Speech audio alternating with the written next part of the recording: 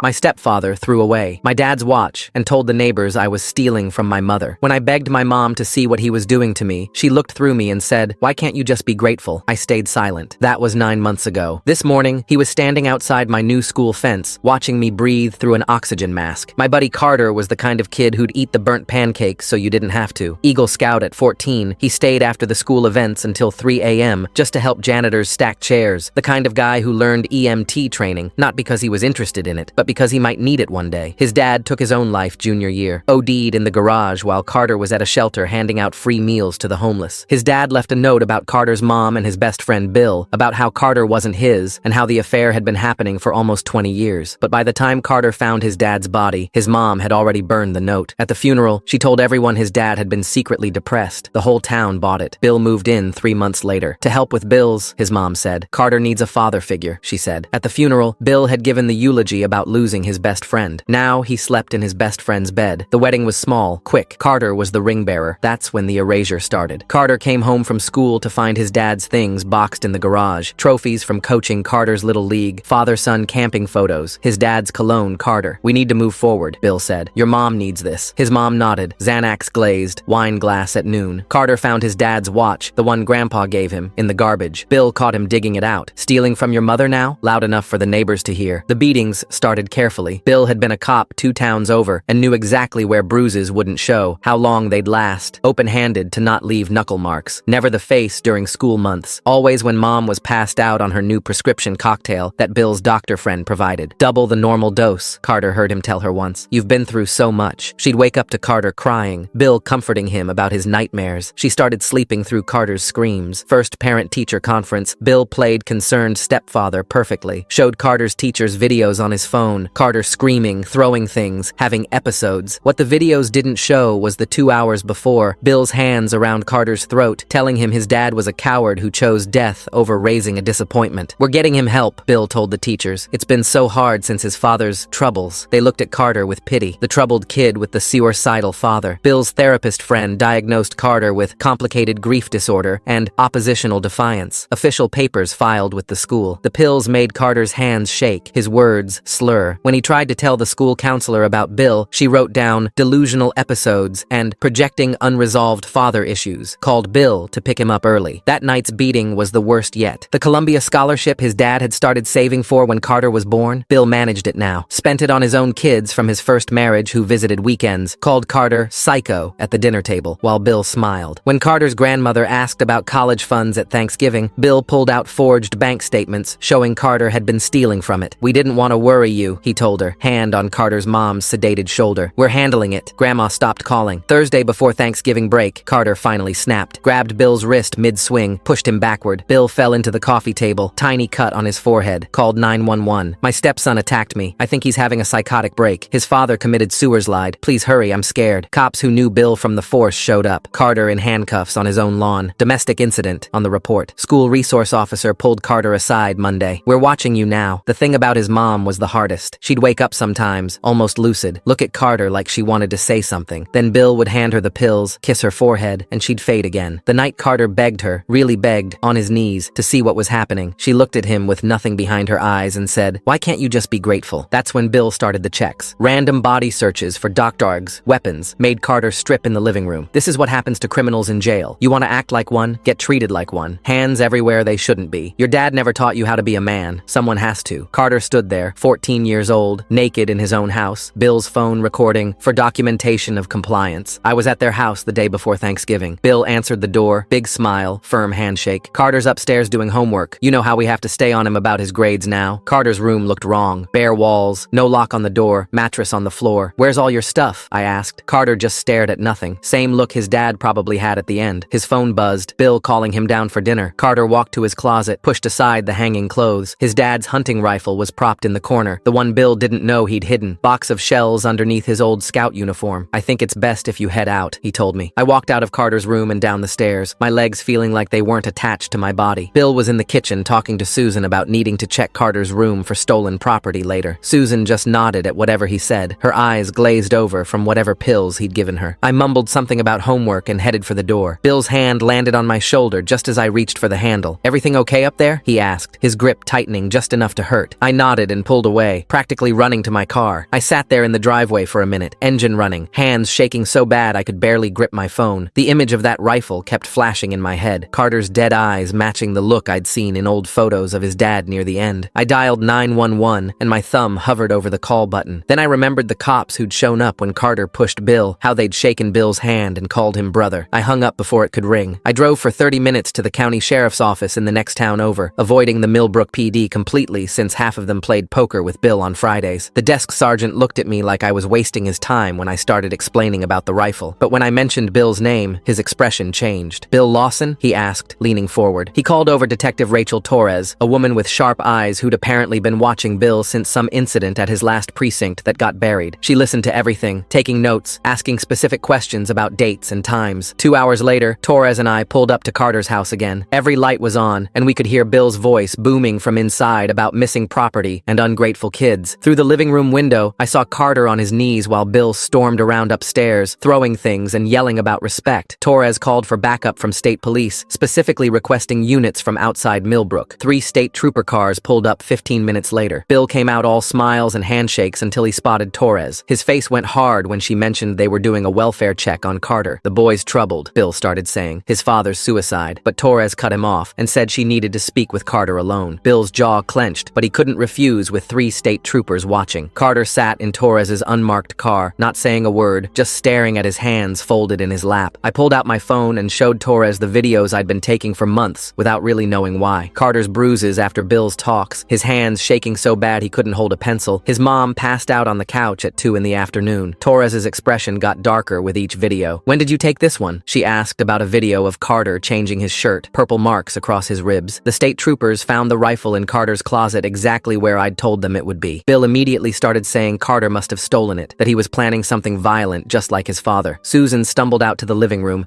barely able to stand, and mumbled agreement to whatever Bill was saying. Torres documented everything, especially taking photos of Susan's condition and the pill bottles on the coffee table. It was almost 11 when Carter finally came to stay at my house that night. My parents had agreed immediately when Torres called them. Carter didn't eat the sandwich my mom made, didn't talk when my dad tried to ask if he needed anything, just sat wrapped in my mom's old quilt, staring at nothing. My parents kept exchanging worried looks, but gave him space. The next morning, Thanksgiving Day, Torres called while we were setting the table. She'd been digging into Bill's past all night and found 2 excessive force complaints at his old department, both involving minors, both mysteriously dropped. She needed Carter to talk, but without his testimony, her hands were tied. Bill had already called in favors, telling people I was a bad influence who was filling Carter's head with lies. During Thanksgiving dinner, right in the middle of my mom serving mashed potatoes, Carter suddenly started sobbing. Not quiet tears, but full body-shaking sobs. My mom held him while he whispered about the body searches, about Bill making him strip down while recording it, about how his mom looked right through him now like he didn't exist. My dad quietly stepped outside to call Torres. "I'm really curious about the timeline here. Bill moved in just 3 months after the dad died, but somehow he'd already set up this whole system with the doctor friend and the therapist." Friday morning, Torres arranged for Carter to see Dr. Michael Foster at the county hospital, specifically choosing a place where Bill had no connections. The examination took 3 hours. Dr. Foster found old fractures in Carter's ribs that had healed wrong, bruising in specific patterns that meant someone knew exactly where to hit, defensive wounds on his arms. Foster, as a mandated reporter, started filling out the official documentation while Carter sat there in a hospital gown, looking smaller than I'd ever seen him. Detective Torres got Carter released into temporary protective custody that night, and my parents agreed to let him stay with us while the legal stuff got sorted out. Friday afternoon around 4, I was upstairs helping Carter unpack when my mom called up that someone was at the door. Through my bedroom window, I saw Bill's truck in our driveway with 2 Millbrook police cruisers behind it. My dad was already on the porch when Bill started demanding Carter come home immediately. The 2 officers with him looked uncomfortable, shifting their weight while Bill waved papers around. My mom stood behind my dad with her arms crossed. Bill pulled out his phone and played a recording from weeks ago, Carter's voice screaming and crying after one of the beatings, though the recording only caught Carter's reaction, not what caused it. The officers exchanged glances, and one stepped forward saying Carter had to go with his legal guardian. My dad asked to see their warrant. They didn't have one, but said domestic situations didn't always require one. That's when Detective Torres pulled up in an unmarked county car. She got out holding a folder and walked straight past Bill to show the officers her emergency custody order signed by a county judge 2 hours earlier. Bill's face went red, and he started arguing about jurisdiction, saying these were his local officers and county had no authority here. Torres pulled out her phone and called someone, and within 10 minutes, 2 state police cars arrived. The state troopers reviewed both sets of paperwork, while Carter watched from my window, his hands gripping the windowsill so tight his knuckles went white. After 20 minutes of back and forth, the state police sided with the county order. Bill had to leave, but as he walked past my dad, he said quietly enough that only we could hear it, that this wasn't over. The whole neighborhood had come out to watch by then. 3 days later on Monday, Carter went back to school with a county social worker named Ms. Rodriguez following him around. Word had already spread about what happened at my house. Kids whispered in the hallways, and even teachers who used to smile at Carter now kept their distance. Bill's version had made it through the parent phone tree over the weekend, painting Carter as a disturbed kid who'd threatened his family with his dead father's gun. Even Mr. Harrison, who'd coached Carter in track, wouldn't make eye contact. Ms. Huang found Carter during lunch and brought him to her office. She'd spent the weekend going through his file, marking the timeline of behavior reports that all started after his dad died, right when Bill moved in. She showed Carter the pattern on her laptop screen, how his grades and conduct were perfect until that exact point. She gave him her personal cell number written on a sticky note and told him her office door was always open. Tuesday morning, Susan showed up at school looking more awake than she had in months. Her hands shook as she signed papers Bill had prepared, telling the principal that Carter needed intensive psychiatric treatment for his violent delusions about Bill. Carter watched from Ms. Huang's office window as his mom nodded along to whatever the principal was saying. Ms. Rodriguez tried to intervene, but Susan had legal custody rights that hadn't been terminated yet. Wednesday after school, I started documenting everything with my girlfriend Sarah, whose mom had treated Carter at the urgent care 6 months earlier and noticed bruising that didn't match his story about falling off his bike. Sarah helped me organize photos of Carter's old injuries that I'd taken with my phone, screenshots of his texts about Bill, and a timeline we built going back to his dad's death. We uploaded everything to 3 different cloud services and gave Ms. Huang the login information. Thursday morning, Dr. Brennan showed up at school with commitment papers claiming Carter posed an immediate danger to himself and others. Ms. Huang challenged the evaluation since Brennan hadn't actually examined Carter in over 2 months. The principal didn't know what to do and kept wringing his hands while Brennan insisted he had the legal authority. Detective Torres was in court testifying on another case and couldn't be reached. Carter locked himself in the bathroom and wouldn't come out. Ms. Huang called Dr. Foster from the hospital, who drove over immediately. He reviewed Brennan's assessment right there in the principal's office, pointing out that the dates were wrong, the diagnostic codes didn't match the symptoms described, and the whole thing looked like it had been filled out in advance. The principal finally said he needed the school district's lawyer to review everything before making any decision. Friday night, Carter stayed at his Aunt Patricia's house, his dad's sister who'd driven up from Delaware when she heard what was happening. She showed us photo albums from before, Carter and his dad camping, fishing, just normal father and son stuff. Then she mentioned how Carter's dad had called her 2 weeks before he died, asking strange questions about Bill's past, whether she remembered him from high school, whether there had been any rumors. The room got quiet. Saturday morning, Frank Mitchell pulled into Patricia's driveway in his old pickup truck, having driven straight through from Pittsburgh after getting weird calls from Susan that didn't make sense, her words slurred and confused. When he saw Carter's weight loss and the dark circles under his eyes, his jaw clenched the same way Carter's dad's used to when he was angry. He sat down next to Carter and said his son had called him 2 weeks before everything happened, said he'd found something about Bill that didn't add up. Frank pulled out an old folder from his jacket with bank statements, showing Bill had been stealing from the police pension fund at his old department. That's why he'd really left, not for a better opportunity like he told everyone. Frank's son had tracked down Bill's old partner, who'd been keeping copies of everything for years, waiting for someone to care. Sunday morning, Susan called me asking to meet at the diner on Route 22, said Bill was at his brother's watching football. She sat alone in a back booth with just one coffee cup, her hands steady for once, eyes clearer than I'd seen them in months. When I explained about the rifle and what Carter had been planning, her face went white, then red, then she started shaking her head. She kept saying no over and over, but then her voice got quieter, and she mentioned waking up once at 3 in the morning to find Bill going through her first husband's papers in the basement. She'd asked what he was doing, and he'd given her 2 pills and a glass of water, told her she was having another episode. The next morning, those papers were gone, and Bill said she'd imagined the whole thing. Monday came fast with the emergency custody hearing at the county courthouse. Bill showed up with 3 lawyers in expensive suits, plus 5 character witnesses from the police force, all in uniform. Our side had Detective Torres, Dr. Foster, who'd documented Carter's injuries, Ms. Huang from school, and a public defender who looked about 12 years old. Bill took the stand first, playing videos on a big screen showing Carter screaming and throwing things during what he called episodes. The videos were edited though, cutting out the parts where Bill had been choking him minutes before. The judge, who I recognized from newspaper photos of him golfing with the police chief, nodded along to everything Bill said. Bill talked about Carter's deteriorating mental state, how he'd tried everything to help his troubled stepson, how it broke his heart to see the boy following his father's path. That's when Carter stood up. He pulled his shirt up over his head, showing the pattern of bruises across his ribs, the healing cuts on his back, the finger marks on his throat. The whole courtroom went silent. Carter's voice came out clear and steady when he said Bill told him no one would believe him, that his dad was weak for killing himself, that Carter would be next. Bill's lawyer jumped up objecting, but everyone had already seen. The judge called a recess, and when we came back, he granted continued emergency custody to the state, but ordered family therapy and supervised visits starting immediately. Bill's face stayed calm in court, but I could see his jaw grinding. His hands clenched so tight, his knuckles went white. Outside on the courthouse steps, he grabbed my arm hard enough to leave marks and leaned in close. His breath smelled like coffee and rage when he said I'd destroyed his family and Susan would never forgive me. I pulled out my phone right there and took photos of the red marks his fingers left on my skin. 2 weeks later, Carter started seeing Dr. Amanda Smith, a trauma specialist from the next county with no connections to Bill's network. She had him draw pictures at first, since talking was hard. Then slowly, he started explaining how Bill had taken everything away piece by piece. She documented every session, building a medical record that couldn't be disputed or destroyed.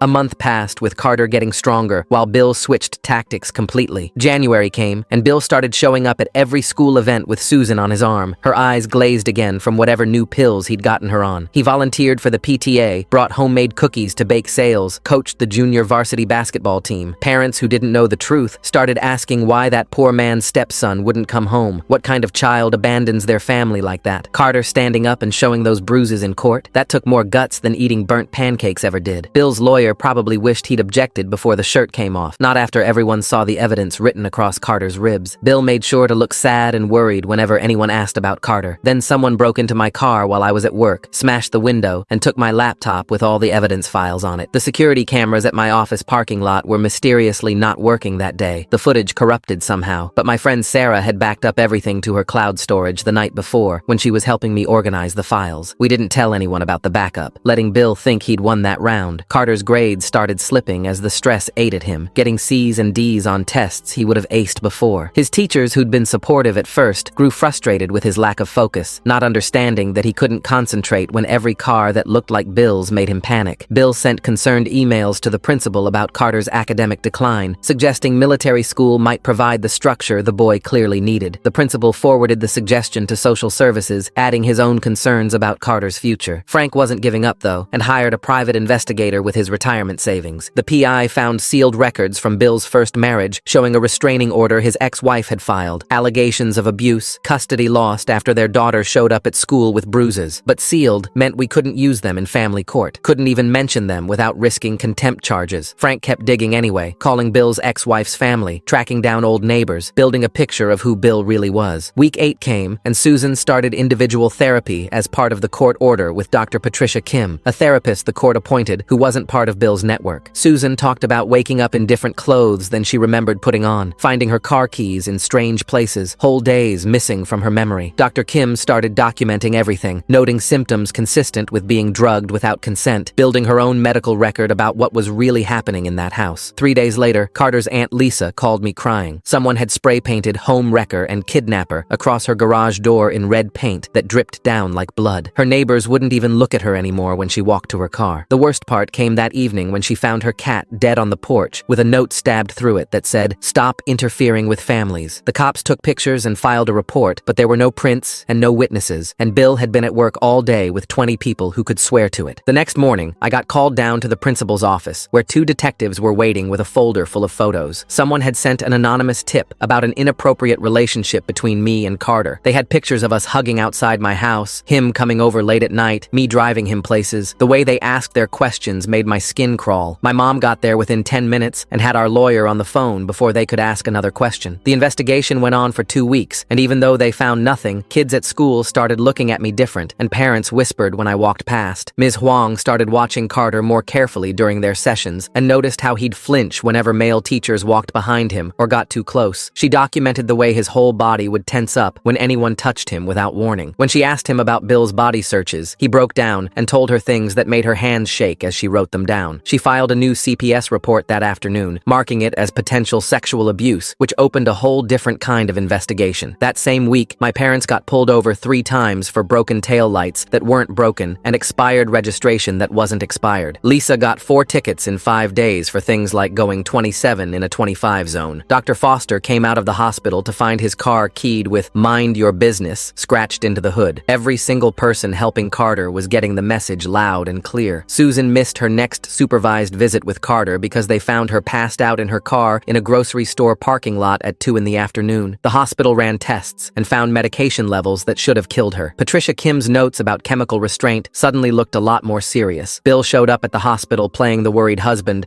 and told everyone Susan had been stealing his prescriptions because she couldn't handle losing Carter. 2 weeks later, during a supervised visit at the courthouse, Susan waited until Bill went to the bathroom and pressed a folded piece of paper into Carter's hand. Her hands were shaking so bad she could barely hold it. "Check Dad's storage unit 47B, she whispered. He knew. The second the words left her mouth, she looked confused, like she didn't know what she'd just said. Bill came back and saw the paper in Carter's hand, and his whole face changed. He grabbed Susan's arm hard enough to leave marks and said they were leaving. The detective got a call that night from someone at Bill's old precinct who wanted to talk, but not on the record. Turns out Bill had left under voluntary resignation after an incident with a 16-year-old suspect that nobody wanted to talk about officially. There were 3 other complaints in his file that had been buried. Still nothing they could use in court, but the pattern was getting clearer. Carter's therapy sessions were getting harder because he finally admitted what he'd been thinking about. Not hurting himself, but hurting Bill. He told Dr. Johnson about the dreams where he used his dad's rifle, about the plans he'd made, about how sometimes it was the only thing that made him feel better. She wrote it all down and marked her file with concerns about escalation, but also noted that talking about it seemed to help him let go of some of the rage. Frank's private investigator had been digging into Bill's finances and found out he'd been drowning in debt before he married Susan. $60,000 in credit cards, 2 mortgages behind, his car about to be repossessed. 2 months after the wedding, Susan's life insurance policy got changed with Bill as the only beneficiary for $2 million. The same week, she started seeing Bill's doctor friend for anxiety and got prescribed enough medication to tranquilize a horse. Valentine's Day came, and Carter asked me to go with him to check something out. We drove to a storage facility on the edge of town and found Unit 47B registered under his dad's name. The lock was rusty, but Carter had bolt cutters in his backpack. Inside were boxes of his dad's stuff that Bill had supposedly thrown away, but underneath everything was a metal box with a combination lock. Carter knew the code because it was the same one his dad used for everything. Inside was a single envelope with Carter's name on it. The note inside wasn't about affairs or Bill sleeping with Susan. It was about Bill stealing from the business, about threats Bill had made, about Susan being scared for her life. At the bottom, his dad had written, "If something happens to me, Bill Lawson did it," and the date was 2 days before he died. My hands shook, holding that piece of paper, while Carter just stood there frozen, staring at his dad's actual handwriting. I took photos of everything with my phone, then called Frank, who said, "Get to the police station right now, but not the local one. Go to county, because Bill's friends wouldn't be there." Detective Torres met us in the parking lot at 7 in the morning, and when she saw the note, her whole face changed. She took it straight to their forensics people, who spent 3 hours checking the handwriting against samples from Carter's dad's business records Frank brought. The match came back perfect. Every letter, every curve, and Torres opened a suspicious death investigation right there, but pulled us into a room and closed the door. She said Bill had 3 cops ready to swear he was at a poker game that night, and his doctor friend already submitted records showing Carter's dad had been getting antidepressants for months, even though Susan said he never took any pills. We needed more than one note to prove murder. Susan was in therapy that week with Patricia. When something weird happened, she started remembering things she hadn't before because Patricia had been slowly reducing her medications. Susan suddenly said Bill made all the funeral arrangements while she was basically unconscious on pills, and she remembered him insisting on cremation even though her husband always said he wanted to be buried next to his parents. Bill handled everything she kept saying over and over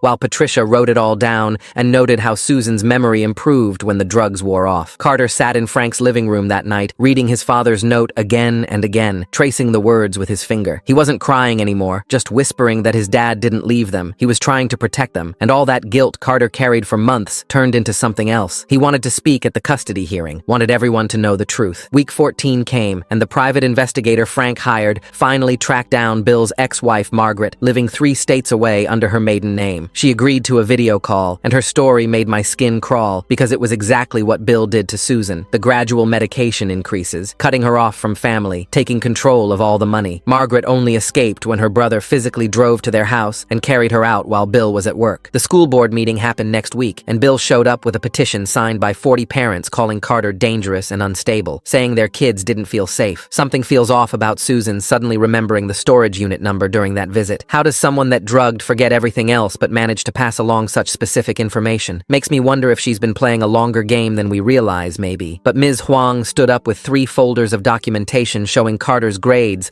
before Bill moved in versus after. Dr. Foster presented medical evidence of abuse patterns, and the board couldn't decide anything, so they tabled it for later. Then Susan disappeared after a therapy appointment, and nobody could find her for 12 hours until Patricia tracked her phone to Bill's doctor friend's house, where she was passed out on a couch with 3 new prescription bottles in her purse. Susan had no memory of going there, didn't remember leaving therapy, and Patricia filed an emergency report about medical abuse that same night. Week 16. Margaret agreed to give a sworn statement about everything Bill did to her, describing the exact same escalation pattern, the same control tactics, the same medication abuse. Torres started building a behavioral pattern case that didn't need to prove murder, just showed Bill's history of domestic abuse across multiple victims. Carter went back to school full-time with a modified schedule, and some kids supported him while others stayed away like he had some disease. He joined Ms. Huang's peer counseling group and started helping younger kids recognize abuse signs, his grades slowly getting better each week. Frank kept digging through financial records and found Bill had accessed Carter's father's business accounts 2 days after the death, draining $30,000 before Susan could even think about money. The forensic accountant traced every transaction, and Torres said this gave her probable cause for a fraud investigation, which meant she could get warrants for everything. I was pumping gas at the station on Maple Street when Bill pulled up behind me. No other cars around, nobody else at the pumps. He walked over real slow and stood too close, saying quietly that I thought I was smart, but accidents happen all the time. My parents drove that route to work every day. Carter's aunt lived alone in that house with no alarm system. I kept my phone recording in my pocket while he talked about how tragic it would be if something happened to the people trying to destroy his family, his wedding ring clicking against my car as he tapped it. I recorded everything on my phone while backing away slowly and driving straight to the police station. The county detective took my statement and played the recording 3 times, writing notes about threats and witness intimidation. 2 weeks later, Dr. Brennan got a letter from the medical board about his license review and suddenly changed his whole story about Carter. He sat in the county courthouse conference room sweating through his shirt while telling investigators Bill had given him specific things to write about Carter's mental state. Without Brennan backing up the diagnosis papers, Bill's lawyers couldn't use them in court anymore. Week 18. Susan asked to see Carter at the supervised visitation center downtown. She sat across from him crying and touching his hands while the social worker watched from the corner. She kept saying she remembered pieces now. Bill telling her Carter was dangerous, needed pills to control him, couldn't be trusted. Her hands shook as she described waking up confused with Bill standing over her bed, holding water and more pills. The FBI Financial Crimes Unit started looking at Bill's accounts after finding transfers between states involving his ex-wife's money. They didn't tell Bill they were investigating, but agents showed up at the bank requesting 5 years of records. Carter had to testify at the closed custody hearing in the old courthouse on Market Street. The judge wasn't one of Bill's friends this time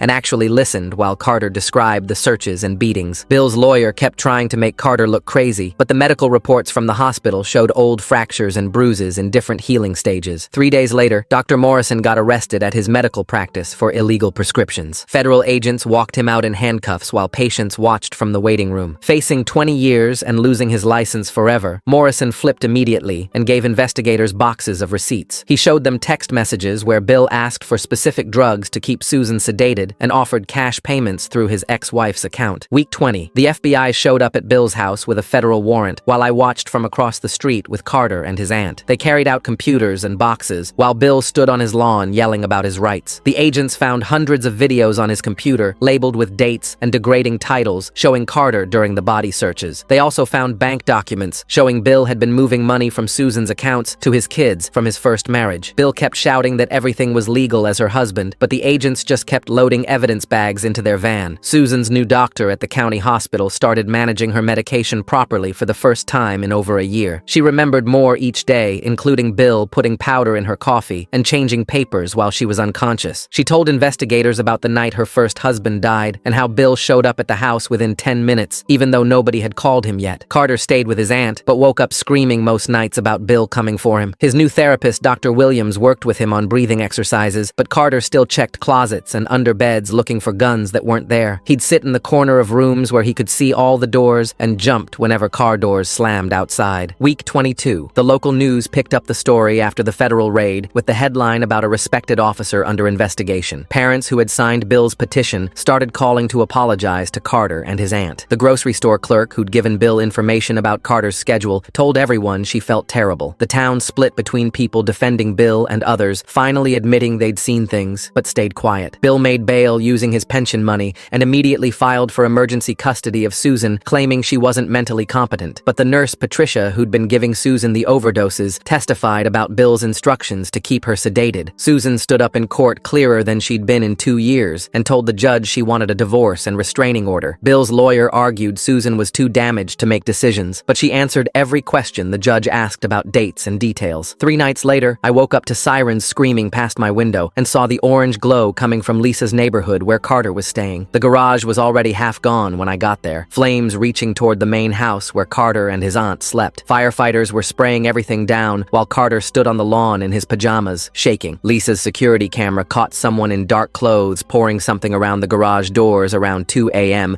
but the face was covered. The build looked exactly like Bill's though. Same shoulders, same walk. Bill's lawyer showed up within an hour with receipts proving Bill was at a hotel bar until 3 a.m. with 2 witnesses who happened to be off-duty cops. The FBI agent who'd been working the case pulled me aside and showed me photocopies of brochures they'd found in Bill's desk drawer during the raid. Whispering Pines Mental Health Facility, a private place 3 states away that specialized in long-term care for treatment-resistant patients. Bill had highlighted sections about power of attorney and permanent commitment procedures. The dates on the inquiry forms were from 6 months before Carter's dad died. There were notes in Bill's handwriting about Susan's deteriorating mental state and danger to herself, written when she was still completely normal. Carter started going to Ms. Huang's peer advocacy group at school, standing up in front of other kids and talking about what happened to him. 3 other students came forward that week, saying they were going through similar stuff at home. One girl started crying when Carter described the gaslighting, said she thought she was going crazy until she heard him talk. Ms. Huang pulled Carter aside after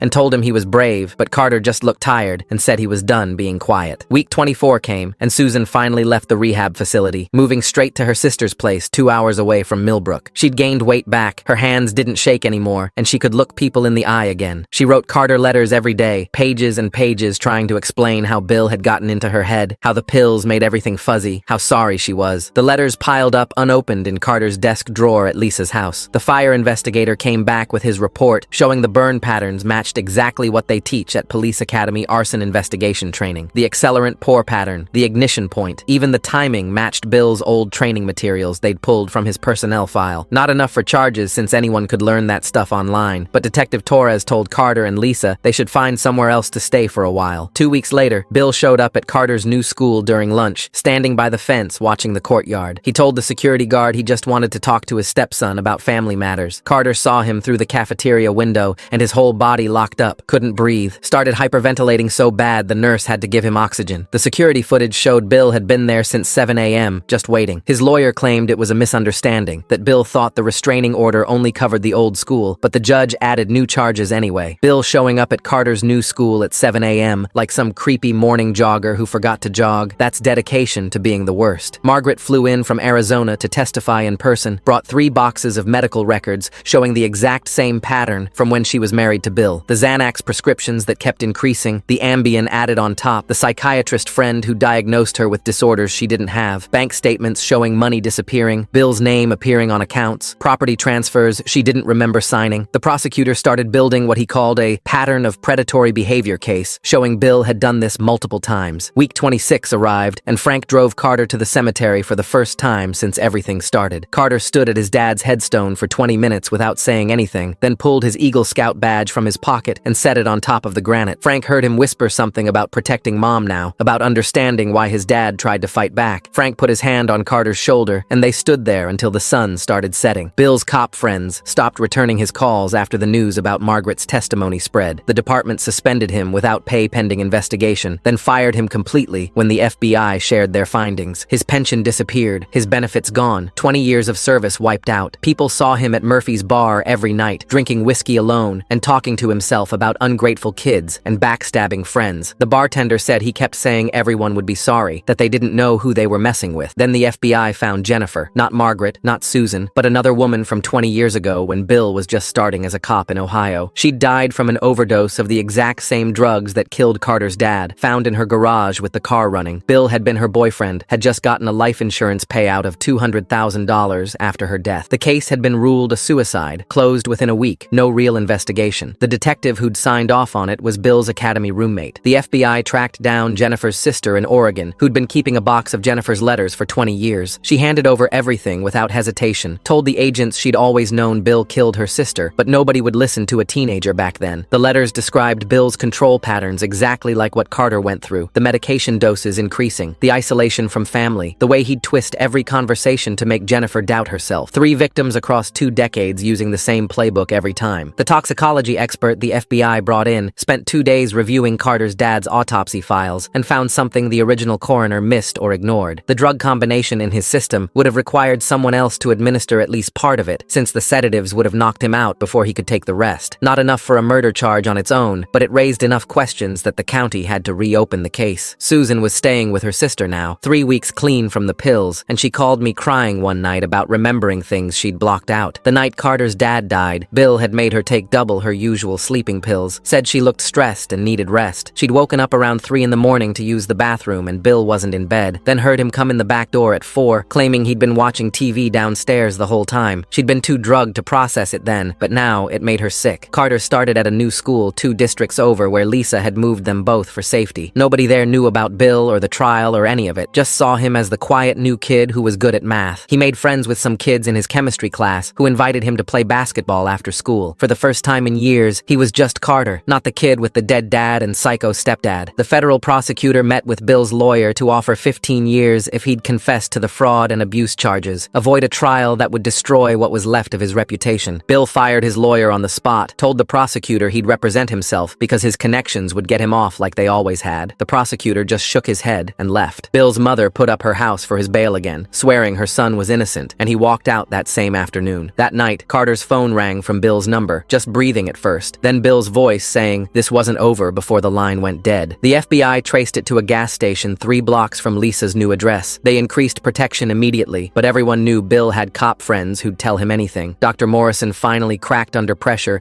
and admitted Bill had asked him about untraceable drug combinations 6 months before Carter's dad died, claimed it was for a case he was working. Morrison had given him a whole list, thinking it was theoretical, never imagining Bill would actually use it. The prosecutor added it to the growing pile of circumstantial evidence. Carter told Dr. Brown he wanted to testify at trial, no matter how hard it would be, because someone needed to say out loud that Bill killed his dad. Dr. Brown worried about the trauma, but Carter was determined, spent hours practicing his testimony, keeping his voice steady when describing the worst parts. Susan's divorce went through without Bill even showing up to contest it, since he was too focused on his criminal defense. She got the house, what was left in the accounts he hadn't drained, and started going to NA meetings every morning to stay clean. She'd call Carter every night to apologize, to promise she'd be the mom she should have been all along. Then Lisa found the black rose on her windshield with a note that said, "Widows understand loss." The FBI pulled security footage showing Bill's car in the parking garage, even though his mother swore he'd been with her all evening. Her neighbor had seen him leave 2 hours earlier, but his mother kept lying for him. The investigation was building momentum, but Bill was still out there, still dangerous, still convinced he'd win like he always had. The trial started 3 weeks later in federal court downtown. Bill decided to represent himself, which the judge warned him against twice before letting him proceed. During jury selection, Bill stood there in his cheap suit rejecting anyone who looked like they might have teenage kids, anyone who frowned when they looked at him, anyone who seemed too educated. The prosecutor kept building her jury quietly, picking people who nodded when she asked about patterns of behavior, who understood that abuse wasn't always bruises you could see. Bill thought he was winning each time someone got dismissed, didn't notice the prosecutor's small smile when certain jurors stayed. Opening statements came next morning. Bill went first, pacing in front of the jury box, talking about troubled boys and family tragedy, about how he'd tried to save a kid with his father's mental illness, how Carter had attacked him multiple times, how Susan needed protection from her own son. He showed photos of that tiny cut on his forehead from when Carter pushed him, talked for 40 minutes about sacrifice and ungrateful children. The prosecutor stood up slowly, walked to the center of the courtroom, and started listing names. Jennifer Hayes, dead at 32. Margaret Foster, escaped after 3 years. Susan Mitchell, drugged into compliance. 20 years of destroyed lives, she said. 3 suspicious deaths. Systematic abuse disguised as love. She had boxes of evidence wheeled in, each one labeled with a year, starting from 2004. Bill's face went white when he saw them. That night before Carter testified, I stayed with him at the safe house where they'd moved him. He couldn't sleep, kept getting up to check the locks, sitting back down, getting up again. Around 3 in the morning, he pulled out his phone and showed me videos I'd never seen. His dad teaching him to tie fishing flies, both of them laughing when Carter dropped one in the water. His dad's voice saying, "It's okay, buddy, we'll make another one." More videos of camping trips, baseball practice, his dad reading him books before bed, regular dad stuff that seemed precious now because it was gone. Carter kept pausing them, rewinding, like he was trying to memorize his dad's voice. The next morning, Susan testified first. She looked different, clearer somehow. 3 months of real therapy instead of Bill's pills showing in her eyes. She described waking up from the medication fog slowly, remembering remembering things in pieces, finding her husband's body, but not remembering the days before clearly. Bill always there with water and pills, whenever she started to remember too much. She talked about the therapy sessions Bill made her skip, the friends he drove away, the bank accounts he controlled. When she described how Bill had comforted her at her husband's funeral while probably being his killer, 3 jurors were crying. Bill tried to object 6 times, but the judge kept overruling him. Then Carter took the stand. He sat up straight, looked right at Bill, and started talking. Not emotional, just facts. The beatings that started 3 months after the wedding. The body searches Bill called safety checks. The places Bill touched him during those checks. The things Bill said about his father while hitting him. The recordings Bill made of him naked. The way Bill would hurt him for hours, then call him down for family dinner like nothing happened. Bill tried to cross-examine him, standing too close, raising his voice, but Carter didn't flinch. When Bill asked why anyone should believe a troubled kid with a family history of mental illness, Carter looked him straight in the eye. The whole courtroom went silent. Bill started to ask another question, but Carter kept staring at him, waiting. Bill's own mother lying about where he was that night while he's leaving black roses on windshields? I'm curious why she's still covering for him after seeing all this evidence pile up. What hold does he have over her? Bill's hands started shaking. He asked about the rifle in the closet, trying to make Carter look dangerous, but Carter just explained how he'd thought about using it on himself, not Bill, because that's what Bill had made him believe he deserved. 2 jurors had to leave the room. When Bill kept pushing, voice getting louder, asking why Carter's father was so weak, why he'd chosen drugs over his family, Carter stood up in the witness box. The judge told him to sit, but Carter kept standing, looking down at Bill, and that's when Bill lost it completely, screaming about weak men and ungrateful sons, about how Carter's father was pathetic, deserved what happened to him. The judge called for order, but Bill kept screaming, had to be physically removed by bailiffs while shouting that Carter would end up just like his worthless father. The jury saw everything, saw the real Bill finally. Margaret testified the next day by video link from Seattle, too scared to be in the same room as Bill even with armed guards. She described the exact same patterns from 15 years ago, the pills, the isolation, the beatings in places that wouldn't show, the financial control, her ex-husband's suspicious death. Jennifer's sister testified after her, talking about finding journals Jennifer hid before she died, documenting abuse, fear, plans to escape that never happened. Even Bill's own mother took the stand for the prosecution. She broke down admitting she hadn't been with Bill the night of the Rose incident, that he'd told her to lie or she'd never see him again, that he'd been controlling her too for years, taking her social security checks, threatening to put her in a home. She looked at Bill and said she was sorry for what she'd created. Closing arguments took 2 days. The prosecutor connected every piece, showing 20 years of calculation, 3 families destroyed, a pattern of predatory behavior that would have continued forever if Carter hadn't finally broken the silence. She showed the jury photos of bruises, medical records, bank statements, prescription bottles, a timeline of systematic destruction. Bill's closing was a mess, rambling about conspiracy theories, everyone out to get him, ungrateful women and lying children, the system persecuting a good man. He pointed at Carter and said he'd tried to save him from becoming like his father. The jury deliberated for 3 days. When they came back, the foreman stood up with the verdict, guilty on all federal charges: wire fraud, conspiracy, domestic abuse across state lines, violating the Violence Against Women Act, using interstate commerce to commit abuse, 25 to life minimum, state murder charges still pending. Bill screamed about appeals as they dragged him out, yelling that Carter had ruined everything, that his father had deserved to die, that he'd get out and finish what he started. The courtroom doors closed on his voice. Carter stood there for a long moment, then walked over to his mom, and they held each other while everyone else filed out. 6 weeks passed before the prosecutor called with news about the murder charges. The state had reviewed all the evidence from Bill's trial, the pattern of control, the forged prescriptions that kept Susan sedated, and decided they had enough for first-degree murder. They believed Bill had deliberately overdosed Carter's father with the same drugs he'd been feeding Susan, staging it to look like suicide. The medical examiner found inconsistencies in the original autopsy report that Bill's cop friends had pushed through too quickly. Susan agreed to testify again, even though her hands shook when she signed the papers. Carter wouldn't have to face Bill this time since victims' rights laws protected him from having to see his abuser again. 3 months later, Carter and Susan sat in a family therapist's office for the first time. Susan had been living with her sister, 6 months clean from the cocktail of pills Bill had kept her on, working part-time at a daycare center. She cried when she saw how thin Carter had gotten, how his shoulders stayed tense even sitting down. The therapist helped them talk about the small things first, favorite foods, TV shows they used to watch together, before they could even approach the harder stuff. Carter's grades started improving once he could actually focus on school instead of survival. His story had gone viral after the trial, and several colleges reached out with scholarship offers. He picked a small state school 3 hours away, close enough that Frank could drive up for weekend visits, but far enough to start over where nobody knew him